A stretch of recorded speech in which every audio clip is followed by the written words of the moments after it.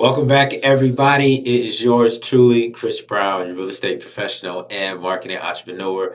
So, welcome to the third training of the Summer 2025 Challenge, Real Estate Gold Digger Challenge. We're more than halfway done, guys. So now we've already reached the top. Now we're on our way down. We have this session and one more session left. So that means there's going to be a lot of information that's going to be coming. You're going to get a lot of information tonight. You're going to get a lot of information on the last training. So be sure to tune in. Be sure to save this information, share this information. You guys are going to get a lot of information throughout this whole process. These last 2 days, second half is always the best half, they always say. So definitely welcome to another episode as we go through this training. This is the third of four trainings that we had set up for this particular challenge. So I won't speak a lot in the beginning. I know everybody had a chance to get in. The VIPs have already been shifted over so that you guys can have access to this information. Um, and everybody else that is on board. So keep tuning in as we move forward with this. But let's let's get at it, guys. So last week you guys had a training. You had a homework assignment after that training, and that was homework assignment number 2. So basically with that training was we discussed a few different things. I want to make sure you guys are doing the homework. Homework is important. This is how you guys are going to get engaged. If you guys have questions as you're going through this process, always feel free to reach out, send a message. Be more than happy to get a response for you. Or if it's a big question that I'm getting from a lot of people, what I'll typically do is instead of doing an individual response, well, I will do a response, but I'll let you know that I'll shoot a video because if it's a popular question, then I want to do a short video on it. So that's always one of the important reasons of why you want to make sure that you guys are staying part of the group, staying active with the group. I understand not everybody's in the group because I'm getting different messages for the reasons being. So I'm going to work on that. We're going to work on that. But always stay in tune. Either way, I'm going to follow me on social media as well. Chris Brown, Pro. And that's REPRO. So be sure all platforms, Instagram, Facebook, Twitter, I'm out there, so just chime in. But if you guys want to stay in tune, be sure to check those out. But be sure, homework number 2 was for you to go out and touch bases with a contractor, have that conversation with them, get to know a little bit more about their business, and the quality of work they do. Check out their referrals. If you know of other people that are using them, get their feedback, get their honest feedback. Was the individual on time? Was the individual responsible for picking up their own supplies? You want to get the details of that experience. It's not just looking at what they did, but how was that experience? Did you always have to call them to see when they're showing up? Did they show up on time? Were they responsible enough to get supplies beforehand? Or what happened? What kind of quality workers did they have with them? What was the experience? That goes a long way, so always keep that in mind. All right, so what Module 4 is understanding the real estate market. So I want to make sure that we have a clear understanding of what that is. So as I welcome you guys to Module 4, I know you guys are all pumped up. You guys are excited about the real estate investing world, but this is truly the time that we're going to dive in and get to the nitty gritty. Understanding the real estate market is going to be key, and I'm going to go over that with you guys and tell you what to look out for. So basically, picture the market as a vast ocean. Sometimes it's calm, sometimes it's choppy, and occasionally you may run into some sharks. But that happens, but I'll tell you guys how to deal with that. So basically, grab your life jacket. We're gonna go ahead and dive in. So I got my little inflatable ring here. This is not a rain jacket, it's an inflatable ring. So these are things that you want to delegate. When you want something like this blown up, this is when you call in your niece, nephew, and the little ones to blow these up. But this is gonna be my life jacket for this evening. We're gonna dive in. I also have my little swan to hold my drink. Wawas. It is purely Wawa. So keep that in mind. But the basics of the real estate market, first things first, what exactly is the real estate market? Simply put, it's where it's a market where homes are bought, sold, and also rented. Think of it as a giant marketplace where there's but basically it's a giant marketplace. Instead of apples and oranges, you're going to look at more like houses and condos. Just like any other market, it's influenced by supply and demand. When you have more people that want to buy homes, which is your demand, then there are homes available, which is your supply. Prices will go up. So keep that in mind. When there are more homes than buyers, prices will go down. Sounds simple, but it's a little bit more complicated than that, and I'm sure you guys are aware of that. But before we dive deep into the key indicators, I want to make sure that we do a quick recap of what we've already gone over up to this point.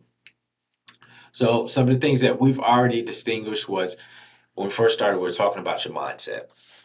Be sure you have an idea of what your why is. It's going to be key, your mindset. Think of, having a mindset of a successful individual, understanding why you're looking to move forward. As I mentioned, that you're going to have these ups and downs throughout investing.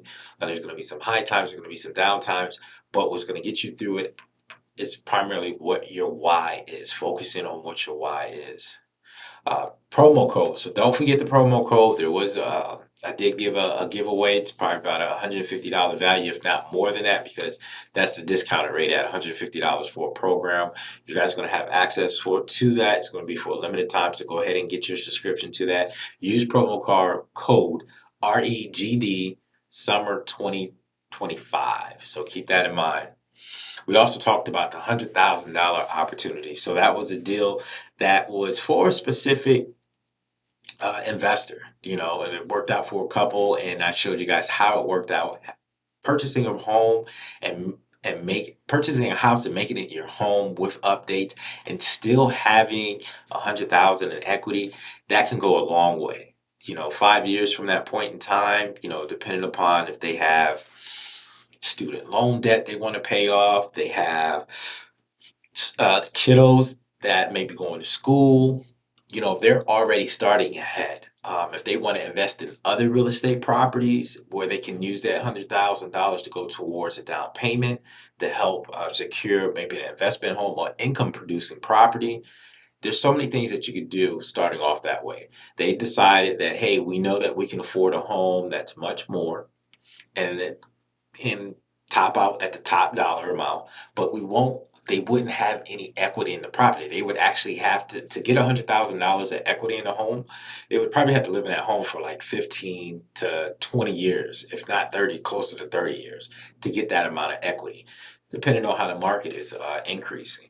So keep that in mind. These individuals had that mindset, and they can graduate from this home, say, after 5 years, and use that difference in equity to go towards the new property. So say if you have over $100,000 to go towards another property that you may be interested in, think about that. Think about the future, projecting yourself. How long would it take you to save $100,000?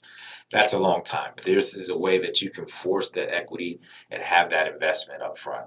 And that's something that we went over. We also went over the 9 habits of highly successful people. Building your contractor team. This is always going to be a money saver for you guys. Building that contractor team, making sure you're asking those critical questions. I think we discussed 3 critical questions, one making sure, or 3 critical items that you want to make sure you confirm. Confirm that they're licensed and insured, confirmed their references, and then also visiting them on their job site. Those are 3 key things that you can do in building your contractor team. Obviously, there's other things as you build relationships, you ask questions, you find out different things, you want to verify that. But those are 3 key things that you definitely want to make sure that you get answers to and investigate. And the last one was building the super team. So that's what the homework was about, building your super team, understanding that it's going to be a resource to you. It's going to also help you put you in a position to scale by having these things in place. I believe I told you guys, if you guys are part of the group, I posted a picture of there was a 12-unit apartment complex that was being completely renovated. But it's the same elements, the same team members that are included in the super team that I told you guys about that helped them make this successful. But they had their team players, good team players in place that allowed them to do that. It's 12 units. It's basically 12 properties if you think about it, because it's 12 different doors, 12 different units, but a lot of the things are the same throughout. Like if it's flooring, probably all, you don't have to be complicated. It's an apartment complex. So everybody gets the same flooring. It's appliances. Everybody gets the same appliances, but it gives you an idea of how to move that, and you're able to scale to have that system already in place. So going from 1 door to 2 doors to 12 doors, if not even more than that. So keep that in mind. So with that already being said, That already being said, this looks like a rain jacket, guys. It truly does look like a rain jacket. So with that being said, let me take this off. So with that being said, we're going to go ahead and jump into key market indicators that you guys should be aware of and be informed of, and so that you can understand how to pick the market. I find this section to be important because one of the big questions that I get from a lot of people, either they're people that are just starting in the investing world or people who are already established, where do they start from? Sometimes they're just taking their first deal that comes to them, but they don't have a game plan in mind, as in what they're looking to do or what the best way is, and or understanding the path that they take. It's depending upon your situation. Everybody can say, "What's the best way to start?" Well, if you start one way, this is why you're starting that way. So keep that always in mind. So we're going to go ahead and go over some of the uh, key market indicators that and trends that you guys should be aware of when you are reviewing different properties. So let's get over here. All right. All right. Home prices. So what home prices? These are this is one of the indicators that you want to be aware of. So with home prices, are prices in your area going up or are they going down? Rising prices might mean a hot market, while prices that are being reduced, that may be seen as a cooling market. So keep that, or cooling period. Some people try to say, oh, if the prices are going down, then we're going into a crash. No, it may just be a point where the market is just cooling off a little bit. So keep that in mind. I always say a cooling period. I don't say that that's the final market. So then you have days on market. That's DOM. You'll always see that abbreviation, DOM. So DOM, this basically tells you how long homes are staying on the market before they actually sell. A low DOM means that homes are selling quickly, a sign of high demand, which typically means more of a seller's market. A high demand DOM, um, high DOM. If you have a high DOM, which means that the days on market, it's a high number. It doesn't necessarily mean that the property is going to sell quickly. So there's typically, in the markets where the DOM is very high, those are typically markets that reflect a buyer's market. So keep that in mind. Now, it does increase. Now, typically, if it's over 90 days on market, ideally in that particular market, then that means it's probably shifting to a buyer's market. But always keep in mind that DOM, you want to be very specific. Sometimes you can niche it down to the zip code, then you can also niche it down to the actual neighborhood. So always keep that in mind when you're looking at high DOMs. All right. Inventory levels. How many homes are available for sale? That's one of the key indicators. If you're having a lot of homes that are for sale, as I mentioned before, with the supply and demand, if you have a lot of supply, typically the prices will resonate, start to cool off a little bit. But if you have a low supply, which means low inventory, that's when the prices are going to start going up. So a lot of people experienced that, saw that during the pandemic time. They were saying, well, the prices were going sky high, but whether you knew it or not, the inventory is very low. So when anything hit the market, it was like piranhas to the property, because there were so many people looking for homes. So you had a high demand, but there weren't that many homes to choose from. And then during that same time, builders really couldn't build homes that fast. They were dealing with the supply chain issues as well. So they didn't have much of an inventory during that time. So anything that became available, people were raising the prices. You were having multiple offers on those same properties as well. So inventory levels is always a good indicator. Then you also have interest rates. Interest rates, people are paying way more attention to interest rates now than they have in the past. Primarily, reason being is because we've experienced a market where people, in so many words, we were spoiled. People were getting less than 3% interest rates. Now we're at just below 7%. Uh, with the higher interest rates, you're looking at double and in some places even triple what they previously were. So keeping that in mind, that makes that's a huge impact on the amount of home that you can actually purchase. and also the affordability. With the lower interest rates, people were purchasing homes even though the dollar amount was a bit higher than what they anticipated. But because of the lower interest rates, basically borrowing money, to borrow money, it didn't cost as much. So they were able to still have an affordable monthly payment. So that's why a lot of people were buying homes, making that shift during that time because of the lower interest rates. But when the rates went up, they weren't even able to look at the same property that they may have been looking at, say, 6 months prior. So a lot of people that were looking at entry level homes, now they're looking at probably more of townhomes instead of that single family home. They're looking at townhomes because townhomes are less expensive traditionally, depending upon the market, than your single family homes. So it's changed the dynamic, and a lot of people are like, hey, I want a single family home because that's what's going to help my family out. Living in a townhome is not going to help my family and I out. So that's why you have a lot of people on the fence as well. And then other economic indicators. So when I say economic indicators, things like employment rate, income growth, and overall economic health can also impact the market. If people are feeling secure in their job, then they're more likely to buy homes. So a lot of times on the news, you may hear information about the employment rate.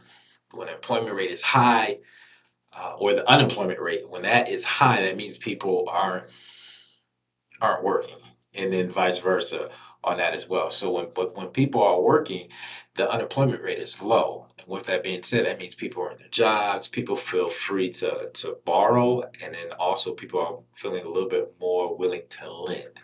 So these are all different indicators that play a role in the pricing and also that impact how people are actually purchasing homes. Other indicators, and these are more, I would say, more trends, local versus national markets. And what I mean by that is a lot of times when we're looking at the news, we're getting information about national information and not really paying attention to the local. So, and that's going to be key. If you're a property owner or a person that's investing, you want to look at maybe the national just to get a glimpse, but you really want to pay attention to what's going on in your local market. So here's a fun fact. Real estate is local. Just know that. Real estate is always local. While national trends can give you a general sense of the market, what's happening in your specific area is what really matters. So always keep that in mind. You really want to know what's going on in your actual market. For instance, a booming tech industry in your city can drive up home prices. So if you have a lot of tech companies coming to the area, if there's a lot of technology that's coming, that can boost a market, and that's only really going to impact that local market. While a local factory closure, now say if there's a big factory or something that closes that a lot of people are working at, that may have the opposite effect. So having that local factory close, that's going to, one, unemployment rate goes up. People aren't working, so that's going to impact things. So always keeping an eye and an idea of what your local market is actually doing. Analyzing market trends. So when you're analyzing market trends, can I say this? So now, how do you analyze these trends without actually feeling like you're back in school? You know, it's not like we're all in mathematicians or anything along those lines. You don't want to get a headache doing all of this. Don't worry, it sounds complicated, but it's pretty simplistic if you know what to actually look for. So start by looking at local real estate reports.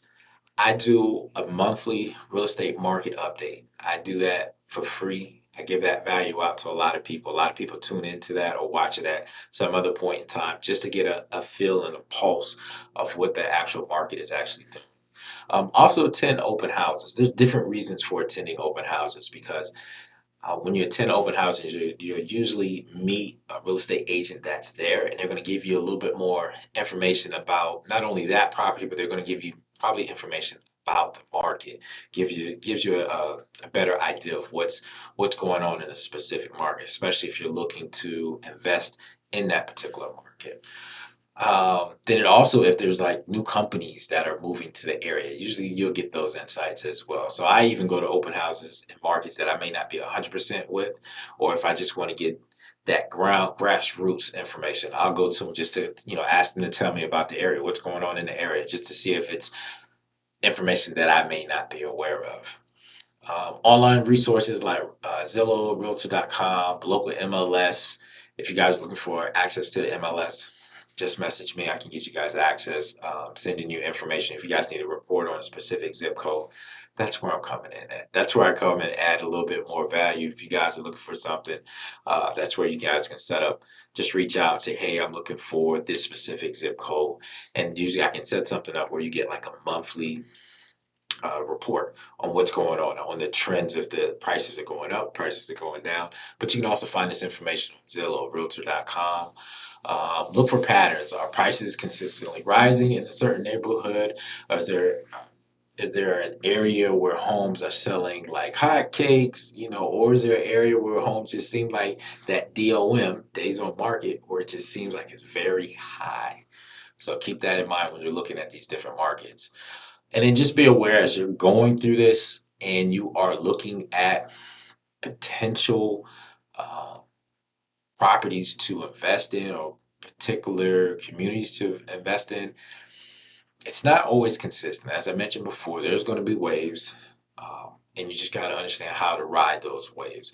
Understanding the real estate market is like, in so many words, it's kind of like understanding how to surf. You're going to have good waves, bad waves, but you just got to ride them through and understand how to get through them. At first, it might seem like it's overwhelming with all of the jargon and the numbers that you see when you're doing your research, but with a bit of practice and persistence, so it's not something that you just can pick up every now and then, but as you start getting more involved, doing some following the group, listen to the market report that I do.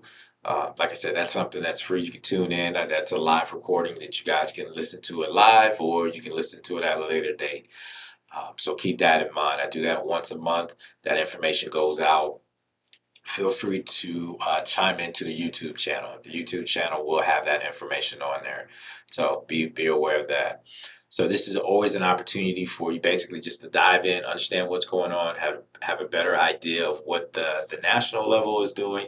If you want to be a little bit more specific, some of the tools that I've provided to you, or just reaching out to me directly, and I can get you a specific zip code market report for you.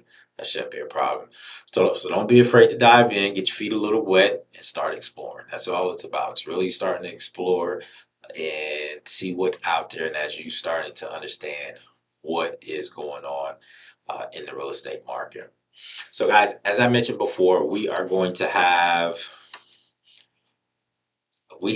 two modules to go over. We have module 4 and then we have module 5. Module 4, that's basically it right there. Understanding the market. That's what I want you guys to have a gist of really understanding what to look for in the market. So if you guys are taking notes, or if you have to, go back and listen to the key indicators, because if you're looking at a specific zip code, those indicators, you can look at those and review those and have an understanding of what to look for and what to consider when you are looking at a property. A lot of people are always asking me about what my buy box is. That's something I will share with you guys. I will save that for lesson number 4, the last lesson, the final lesson. I will share what my buy box is. And I use this particular buy box. This is how I look at properties and what I consider in properties, especially even if I'm going to a market that I have no strong relationship with. But these are things that, if you want a successful investment, these are things that you look for, and then you can take risk, bigger risk, maybe later on down the road. But when you're trying to establish yourself, you want to make sure that your risk is minimal, and that's why it's important that you have an opportunity to kind of get involved. I tell people all the time, just get involved, and you can see what other people are doing.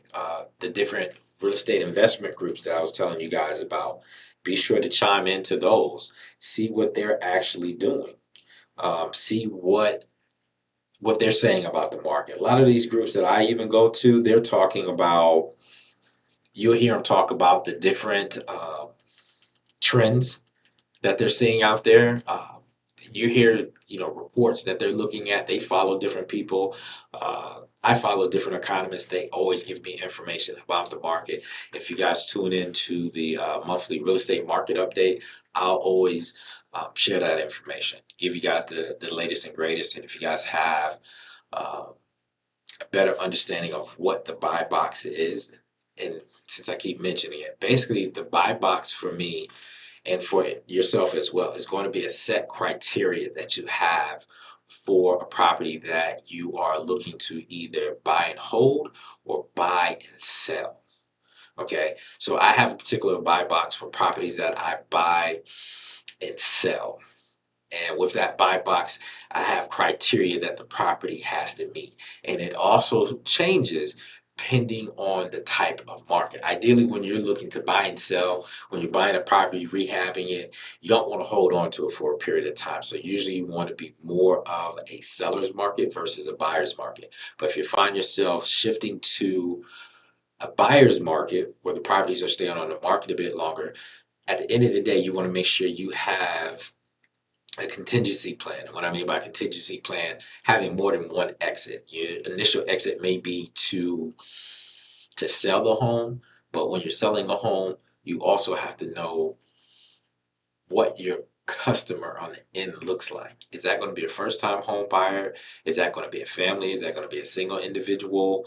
Is that going to be someone that is sizing down, sizing up?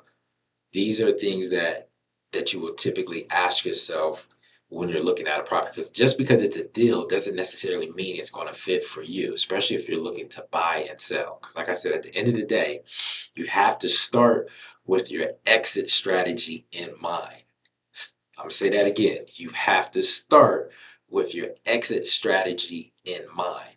If that exit strategy, if you don't have an exit strategy in mind, you're going to be buying properties that may not make any sense. And I'll give you one tidbit of my buy box, and we'll go ahead and move on to the next module. But one of the buy boxes that I have right now, that if I am planning to buy and sell a property in today's market, where the shift is not so much of a seller's market, it's more of a buyer's market, and as well as I would say somewhat confused market, I'm getting properties that are ideally one that fit for me specifically, like how I mentioned the $100,000 in equity property that worked out for the couple.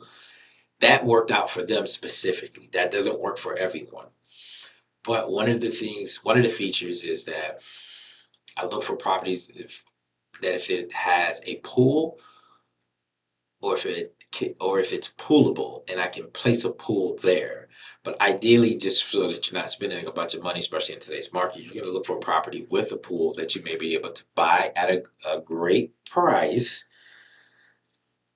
fix it up to today's standards, fully fix it up, not partially fix it up, especially if you're planning on selling it to someone else. Because what I mean by partially, you can't have an old AC system, you can't have an old roof, because in order for you to sell it, those things have to be up to date. And that becomes, I say, a financing issue, but the real response is when those items aren't newer, like your roof, your plumbing, and electrical, when those items are up to date or newer, what happens is it becomes an insurance issue where the whoever is potentially buying the home, they're going to have issues with getting insurance on the property, but you have to have insurance in order to get financing a lot of times. So that's why I say it's a financing situation. It's just the domino effect. So I think someone tried to correct me with that once before, or I've dealt with other professionals like, oh, it's not an issue with financing. That's not an issue with financing. No, the true response is it's an issue with the insurance company. But in order for that individual to get financing, they need to have insurance on the property. So, however you want to take it. So, as I mentioned, I like properties. If I am flipping in today's market, I like properties that are a pool, but ideally, I'm looking at properties to see if it's a buy and hold right now. Uh, just because that's how the market is. So I'm looking for properties that are 3 bedrooms or more, not 2 bedrooms.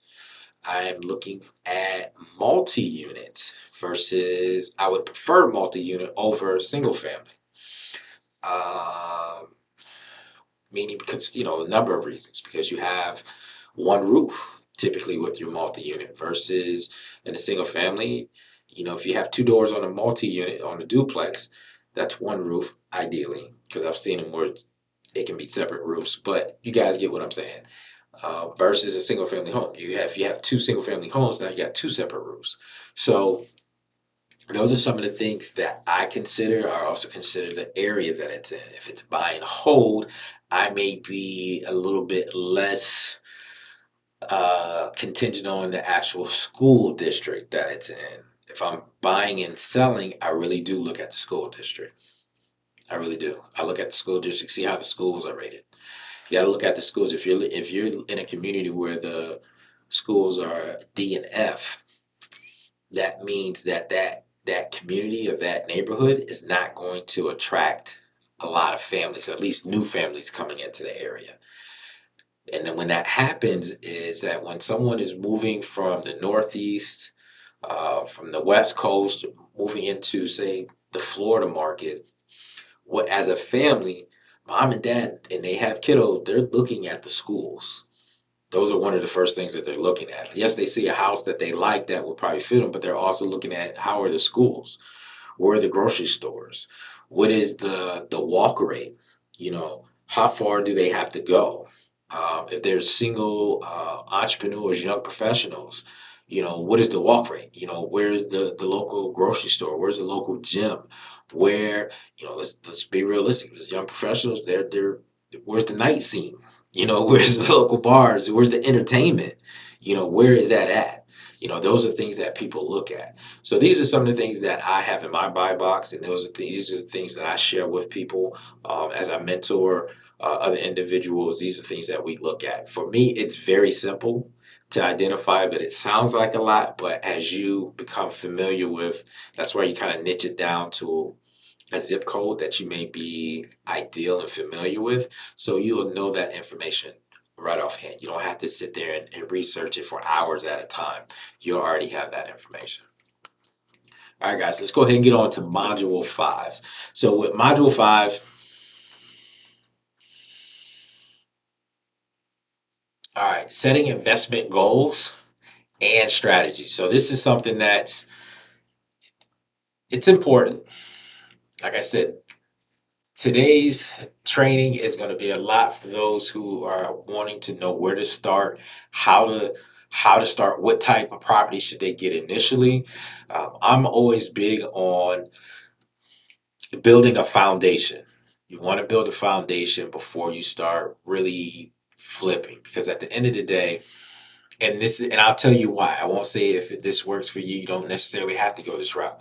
But I like a foundation where you're actually buying and holding your first few properties and having those properties actually cash flow. So you actually have money, additional monies, funds coming in on a monthly basis. Then going on to the process of actually flipping properties, because if you get into a position where you're holding a property, you're not bleeding so much of your savings. You're actually maybe using cash flow that you may be getting from other properties to pay for that monthly cost, if there's a monthly cost, holding cost that you may have. So and that helps towards it as well. You have that cash flow coming in, that extra cash flow coming in, and it'll go towards that investment. But that's one of there's strategies that I particularly go by, but there's times and reasons when you actually will go with that. But that's one of the reasons why I go that route, where you build a foundation of a few properties and then look to start flipping. Can you start flipping first? Yes, you can. But I would definitely suggest you flip with someone that's a bit more experienced and someone that understands the market trends, as I mentioned before, and that way you can get through your first deal or two flipping and having a better understanding, and that you can also build up that contractor team. So, with that being said, module 5, let's dive on in. So, investment goals to consider. So, with module 5, we got you gotta understand that real estate is going to be a journey. So, setting your investment goals and strategies is going to be key. Thinking of this section as being like your personal GPS in the real estate world. Without clear goals or solid strategy, you're going to find yourself getting lost. You're going to run out of gas throughout this process. You're going to get burnt out, or even worse, you're going to lose a lot of money or end up getting properties in the wrong neighborhood. And I can tell you guys some stories on that. Uh, but don't worry, that's why we're here. We're having these conversations so you guys can understand.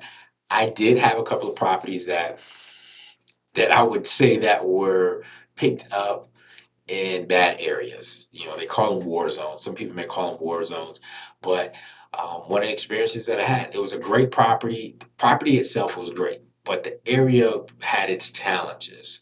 So to get great tenants into that property, they loved the property, but they would always say, I don't like the area. Or they would go there and it would be in the evening time and it'd be a bit risky, you know. I had someone tell me before, he said, if if you feel that your mom cannot drive, he said, if you feel that your mom could not drive in the neighborhood when the sun is coming down with the rooftop down safely, then that's probably not a community where you want to buy your property. But I did, and it's one of the mistakes that I made, and I had to understand that was definitely not a property that you would actually flip. That was definitely a buy and hold, and it was a very cheap property at the time. And I leveraged that property for a number of different ways. Like I said, it was a great benefit for me at some point. But at the end of the day, if I had a tenant move out, literally the next day, my AC was stolen. So was it really worth it? To replace, now I have a missing AC unit that I have to replace that's going to cost me thousands of dollars. And the amount of rent that I was receiving, give and take the headache, give and take. So those are some of the things, the risks that you got to be aware of. So always keep that in mind when you're buying properties that may not be in the best neighborhoods. So as we run through this, guys, I want you guys to stay on time with it. So we're going to have different strategies, defining your investment objectives before you start buying up properties like Monopoly. We all like to have fun buying up properties. Why are you investing? Like I say, it goes back to knowing what your why is. Are you building for long-term wealth?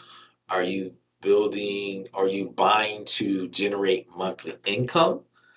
Or maybe are you just looking for, a wild story to tell somebody at the next party that you guys are at? So understand why you are actually getting into this business. Is it to build wealth, as I mentioned, or just to increase your monthly income? Uh, what strategies that you want to consider the long-term wealth building? So long-term, when I say long-term wealth building, if a goal is to build long-term wealth, you're looking for properties that will appreciate over time. So the value may not always be there right now, but it may appreciate over time. Think of it like you're planting a tree. When you start off, it's going to be small, but over time it will grow. But it's just not fully grown initially from the beginning. So eventually you'll be able to bear that fruit later on down the road. If you hold on to a property, say 5, 10, 15 years, and it's a rental property and you have a tenant in it, basically what's going to have, you have someone else that's going to be paying your mortgage each month. If you're buying it correctly, making sure that you're cash flowing, you're going to have someone paying off that mortgage each month for you. Okay. Now, it doesn't mean that once you buy it, you get to retire. No, it's just something that the property that you have, you can still be working, being in your career. Um, something, I'll also talk about if you do decide to go to uh, long-term wealth building process, things that you may want to consider when you do go that route. Another route, number two, was monthly income. If you're looking just to increase your monthly income, um, then that's basically getting a steady amount of money coming in each month. You'll focus on rental properties because if that rental property is actually cash flowing, that additional money will, you pay off your mortgage, your other bills related to that particular property, and the extra would be your cash flow. This is like having a goose egg or having a golden goose laying a golden egg, so to speak. Just remember, geese need care and feeding. So that means that maintenance that comes with that property, if there's a roof, or you plan on keeping it for more than 5 years, you got to consider having that roof. I have a strategy, a 5-year strategy, a lot of times with properties that I'm buying and holding at this time. And if it's going to be something more than 5 years, those are typically, at least for me personally, typically those are going to be properties that may be multi-units. So consider that. And sometimes the purpose of that property may change. If you're able to buy down that property or pay down that property, not buy down, pay down that property, that means you're going to have a greater amount of equity in that home. So it may be something worth to hold on to a little bit longer, because especially if you have a little junior that's going to be going to college in the next 3 to 4 years, and you guys have equity in the property at one of your rental properties, that additional income can go and be used to pay for their college. Or it could be used for your retirement home that you want to have built in another city. So keep that in mind as well. Strategies typically do change, but initially you want to go in with a general idea of what you're looking to invest in. Quick profits. So quick profits, a lot of you guys, it's flipping. If you're looking to buy a home, typically if you're buying a home and you're looking to flip it, you're not looking to make $5,000 or $10,000. You have to have certain part of your buy box. You have to have certain criteria. One of them being is that it's got to be worth your time. If you're going to spend 4 months rehabbing, going through the process of rehabbing and selling a home, 4 to 6 months, you want to make sure that you're going to get a significant amount of money out of it. What I mean by that, especially if it takes 6 months, then I'm a big fan of a minimum of 30,000, and if it's at 6 months, and then it's basically 10,000, at least 10,000 per month for that. So that'd be a minimum of receiving 60,000 to walk away from. So keep that in mind. I know we see these properties on TV, and it's funny because you see people on TV, they build these homes, they rehab the homes, and then they're selling it right away. That's not always the case, especially when you're dealing with contractors. And this is one of the big things about doing this course, is so that you guys understand how to build those relationships with contractors and speak contractor. And that is a language, because when you're speaking to a contractor, just because they did a good job for someone else, typically a lot of these contractors, they can tell if this is your first time or if you have a system in place on being able to use their skills to help you get your property rehabbed. So that's why I always tell people, don't be afraid to talk big and let them know that you're affiliated with a bigger group. Because a lot of times when you're having those conversations, if they see it as in going beyond this one transaction, they're going to look to do a better job for you. They're going to look to maybe give you a better price as well. But it's also understanding, how you need, what questions you need to ask. As I mentioned before, when we were talking about the flooring contractors, splitting, doing simple things as in, well, how much is the labor and how much is the materials? You just knowing to split that versus merging it together, they're going to know if this is like your first time or if you may have a little bit of experience. And then you start speaking to them in their language. Well, how much is it, per square foot for labor? Well, how much is it per linear foot to put up the side baseboards? Those, when you start making comments like that, they're like, okay, well, this isn't your typical Joe Blow who doesn't know anything about flooring or rehabbing, but it's being able to have and use certain words that trigger them and let them know that, hey, they know a little bit more than I thought about this process. So when you speak in reference to that you're affiliated with a bigger group, if you're able to help me out, get forward, I can refer you additional business. Oh, by the way, while you're doing this job, I'll probably have other people coming by looking at the property. These are other investors that want to see what your work looks like. So they're going to make sure that they're cleaning up after themselves. They're going to make sure that they're doing a good job. They're going to make sure that craftsmanship is together, that it's not sloppy. That's something that you don't want. You want to make sure it's not sloppy. All right. So that's quick profits. Like I said, that was for flips. Keep that in mind if you're looking to do flips. Um,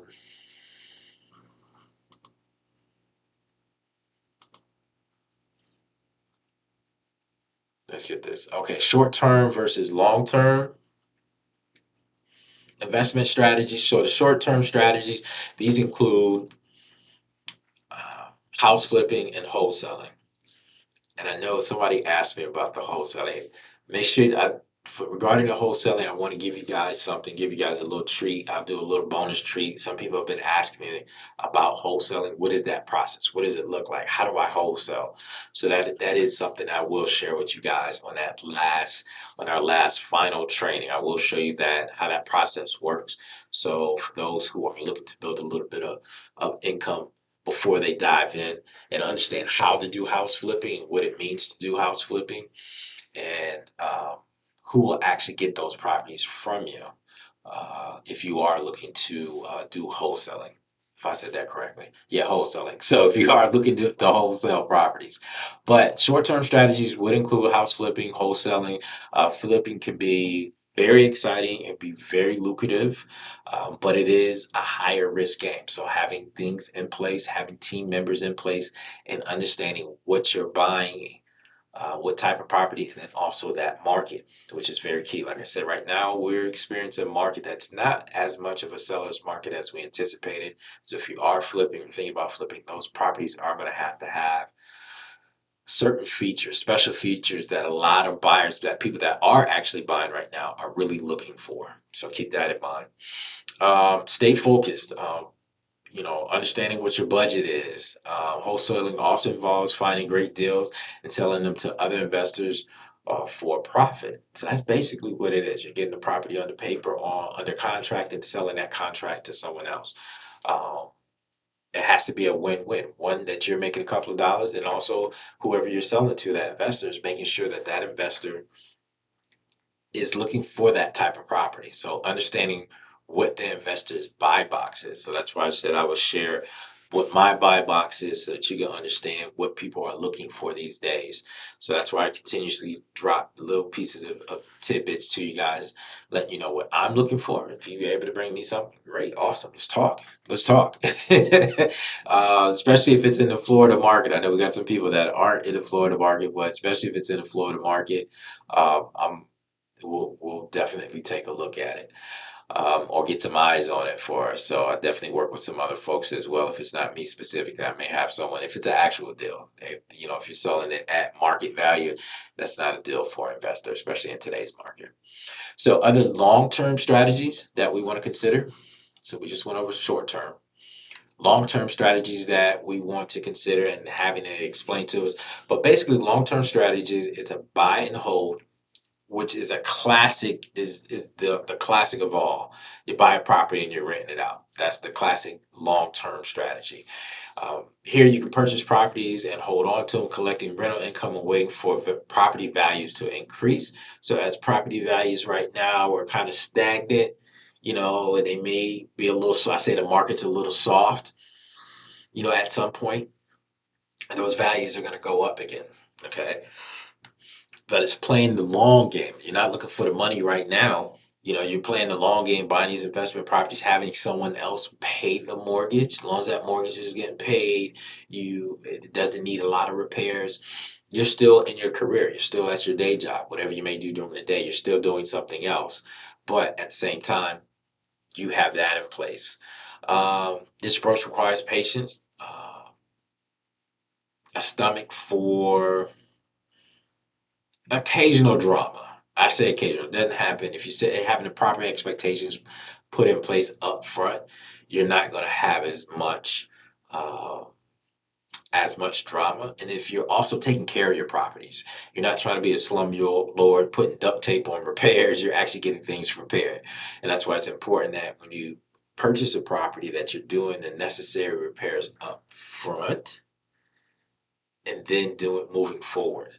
And there's sometimes when you're doing buy and hold, and I'll give you guys an example. Buy and hold, uh, something that I learned initially when I was doing buy and hold properties, I would, not want to technically spend money, a little bit more money on flooring. I would do carpet, right?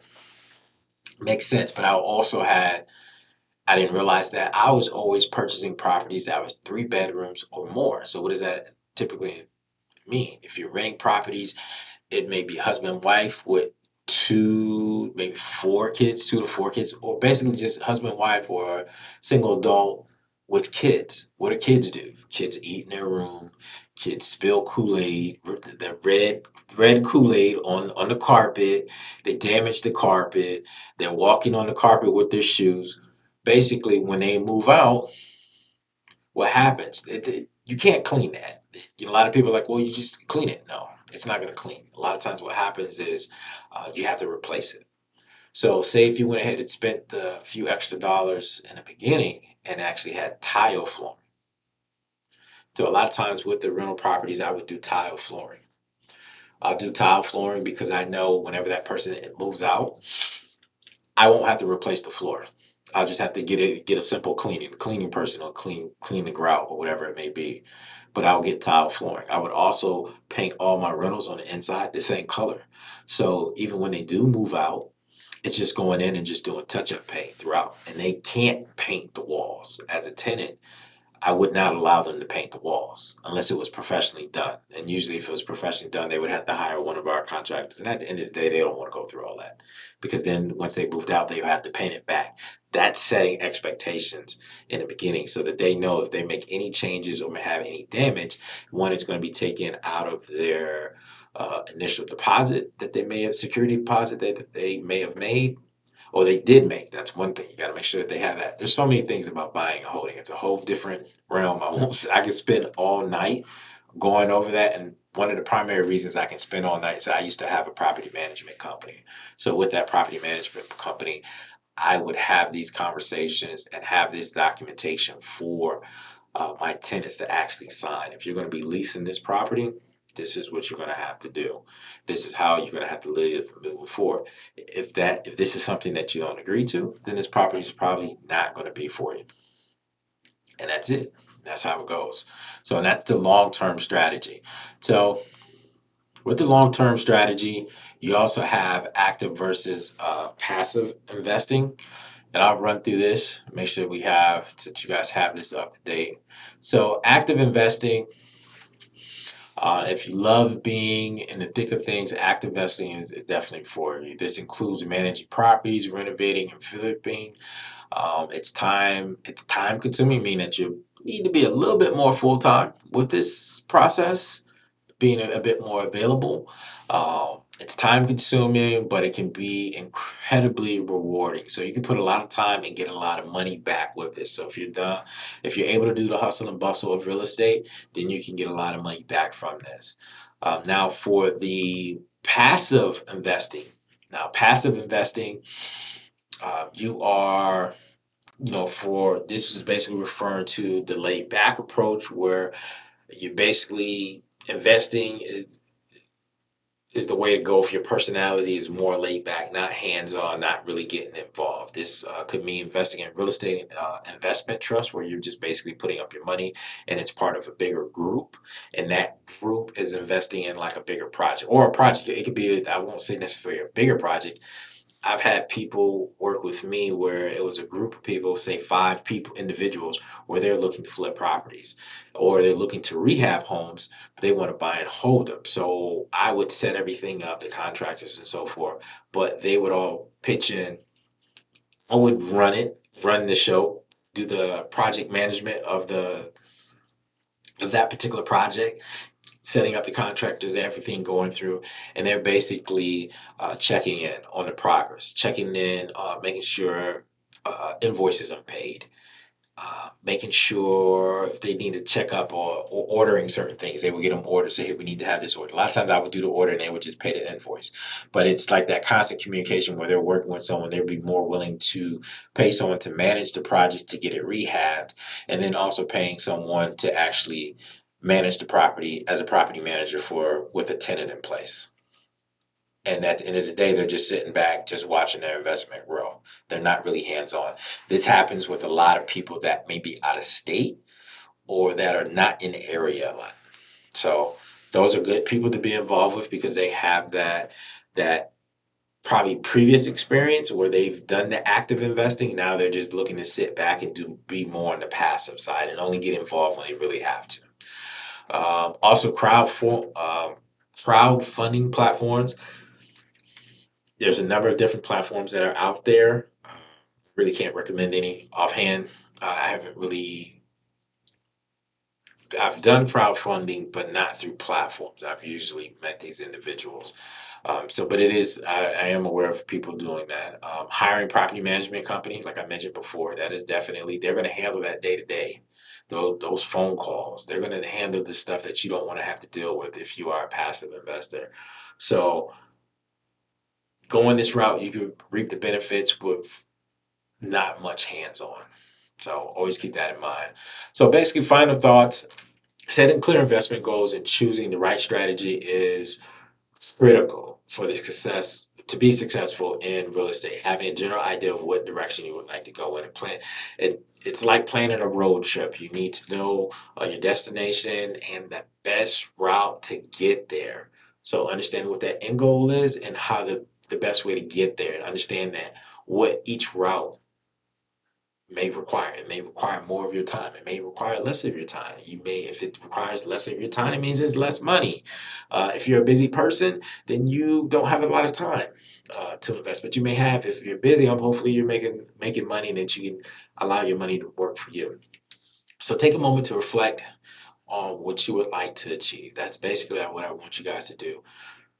Reflect back on what you would like to achieve. Remember that that every real estate mogul started with their first property and their actual first plan. That plan can change. As I mentioned, markets change. It's like riding the wave. Sometimes you got to make adjustments. At the end of the day, you got this. Just know that setting your goals, moving forward, you're going to be able to accomplish a lot. Whether it's passive or active investing, a lot of the things that were explained to you guys. This is going to help clear up that, where do I start? What do I do first? What kind of property should I start off with? But this is giving you rhyme and reason why you start a certain way. If you know that you don't have a lot of experience, but you want to start one, uh, getting involved. I had someone ask me about a property. They were looking at multi-unit because they wanted to live in one of the units and rent out the other ones, which is great because at the end of the day, you're going to have to live somewhere and pay rent somewhere. So if you have someone else, if you're cash flowing from, say, if you have a triplex and you have two people living there and their cash flow pays for your portion to pay for the full mortgage payment, that's the ideal world. Or if it's a situation where you have very minimum to pay each month and everything's getting paid, that's a great process. But also understand what your next steps are. Understand that, hey, do you want them to really know that you're the actual owner? Or do you have a management company get involved so that everybody's paying the same people so that they don't really realize that you're the actual owner? Because a lot of times that creates friction later on down the road. If there's something going on, it's like, well, I told them something was going on, so I'm not going to pay management company. Have them deal with that. Trust me, especially if you do go that route. You don't want them ideally to know that you're the single owner. Let them know it's being managed. I mean, if it's being managed, a management company, that's who they have to report to. They don't come to you with the complaints. At the end of the day, you want to understand what the journey looks like. Talk to people that are a bit more experienced, understand their rhyme and reason for doing what they did when they got involved with real estate. That's what this group is about. Feel free to reach out to me. I've done a lot, seen a lot as well. I'm a big fan of opium, and it's not necessarily other people's money. I always say it's other people's mistakes. I'm a big fan of that. I love people who tell me about their failures and how they overcame them. Because at the end of the day, you're not an actual failure unless you quit. So keep that in mind, guys. I'm trusting that you guys are looking for the homework assignment. So let's get you guys with the homework assignment here, guys.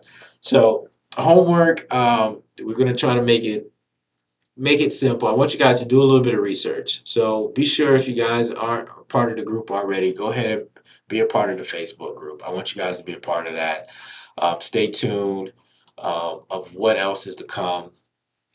Being a part of that group is going to keep you connected with a number of things. But for this homework assignment, what I would like you to do is to select a zip code that you may want to invest in. It could be the zip code that you live in, or it could be the city that you live in. You don't necessarily, I know some people are like, well, I don't want to tell everybody what zip code I'm at because I don't want nobody, looking for investment properties in the same zip code. I understand. Don't worry about it. So you can say the city if you feel to go live, or just feel free to email me. That's fine as well. But I say zip code versus the city because you don't want to be so large. You want to kind of narrow it down so that you guys can actually start focusing on a specific zip code, then expand. But pick a zip code that you would like to invest in. If you see a neighborhood that you want to invest in, just figure out what the zip code is and select that zip code as what you would like. Now, the things that I would like you to do is find out information about that zip code. How many properties are for sale? What are some of the trends? Now, these, remember the websites I mentioned to you guys, Zillow, Realtor.com. Feel free to message me if you have a zip code that you may be having some challenges with, and I can get you a report. And that report will um, give you trends for that community. Now, these reports are long, so if you request it from me, anticipate me emailing a big file to you. But it gives you different demographic information about that community, probably information that you really don't care about, but it gives you a better idea of what trends to look for. Like a lot of the trends that we mentioned before about employment, about growth, schools, um, new people moving to the area, home prices, number of listings, pending properties, sold properties. That's information that you want to have a general idea of. And that's what I want you guys to do for home. Go ahead and research a particular zip code, find out what the trends are, and feel free to share that. You can go live. I know you guys have been shy, but or you can email. I get a lot of emails, and that's the thing with this group. Everybody's been emailing me, so that's fine. So feel free to email me. I want you guys to really just switch this up here. I want you guys to really get engaged, make things happen. We got our, we're making it work. This is not a rain jacket. This is uh, my little floaty, my life suit here. So let's get out here. Let's make it happen. Let's make some things happen. See what you guys want to do and being successful in this real estate world. So real estate investing is fun. So next week we have the final. Next week we have the final training. That's going to be July 8th. Okay, next Tuesday, 7:30, guys. Be here. We are going to get down. I'm going to have, I would say, save at least an hour and a half in time.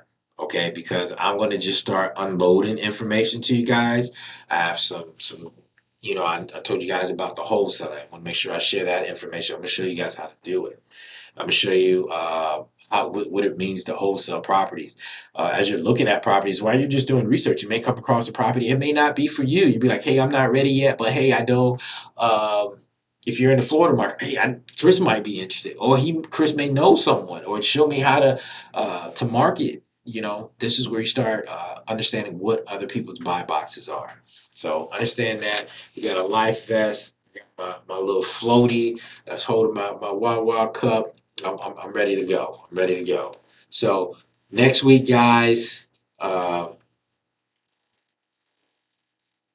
feel good. Oh, Thursday. Next week, let's get involved. Let's make it happen. Thanks for tuning in. The final training next week. Real Estate Gold Diggers Summer Challenge. Let's make it happen. Let's make it happen. Let's go. Let's go. Let's go. You guys take care.